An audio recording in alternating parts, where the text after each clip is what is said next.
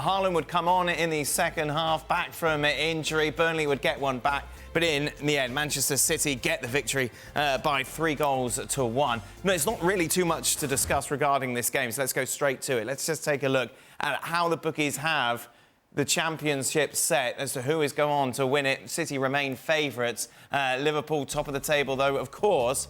City do have that game in hand. 2-1, 6-4 on. I tell you what, Frank, this is going to be brilliant, isn't it? What a title race we've got on our hands here. Yeah, we want that because we have in France or in Germany, well, not this year, but most of the time, one team in front of everybody. And what we want from the Premier League and what we expect with the big club that they're in, it's a big race with contenders and everything. And even if I'm with the bookers, saying that City is favourite, Liverpool are going to show that they're not going to let them go easily. And what's going to happen to Arsenal, we don't know, even if I think they are below the two other teams. But it's going to be very interesting. It's going to be crazy, and it's what we like. We want to go until the last day of the Premier League to see who's going to be the winner. And both teams at the moment, and we're not forgetting Arsenal, but City and Liverpool playing some football at really high standard. Yeah, and Arsenal did get better in the second half against obviously a weaker Forest side. But there's certainly more questions about them at this moment in time. But there's no doubt Liverpool are purring. They're dealing with their issues and injuries and absentees. Don't forget Endo was playing really well and he's away. He's away at the Asian Cup. We've got the Mo Salah scenario. Got both fullbacks. You've got Matip out. Excuse me. With the ACL, so they've coped with that. Mm-hmm. They've coped with the Nunez questions about goals and blah, blah, blah, and Jota's back in. So they have less questions, and I don't think there's many questions about Man City. All the big hitters coming back. I think that's the thing. When you talk about... it's that time of the day. Uh-oh. As much as maybe you can talk about the injuries and the players that they're missing, it's two really good footballing teams. Yeah. It's not about one team that's playing well and another who just knows how to win and is grinding results out and winning ugly. It is two fantastic teams that are playing the kind of football that you can sit back, enjoy, and just beating up on anybody who isn't on their own A game. And that's the joy to watch, because now as you look at fixtures and who's to come and what next, right now, you don't see anybody beating You've just been talking about your holiday for the last 2 hours. Yeah, well, when I come back from a holiday, I will look at the schedule again.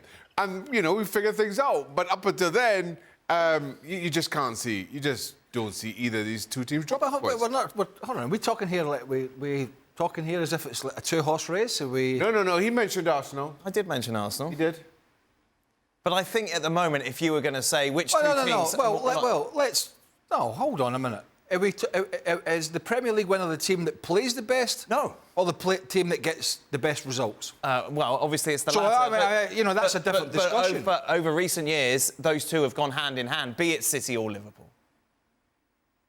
So that's maybe why we're focusing on this more. Maybe this is a different year. I don't. I think Arsenal are strong. I mean, I know you could have watched them yesterday and gone, well, until Jesus got his goal, which, by the way, the keeper, as you well know, threw in, Turner at the near post.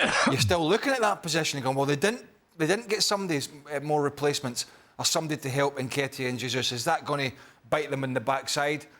It might, but I just don't think they're going to go away. Right. I don't. And can Liverpool, in particular, keep this up? That's the question. Can they keep it up with the energy, with how they play?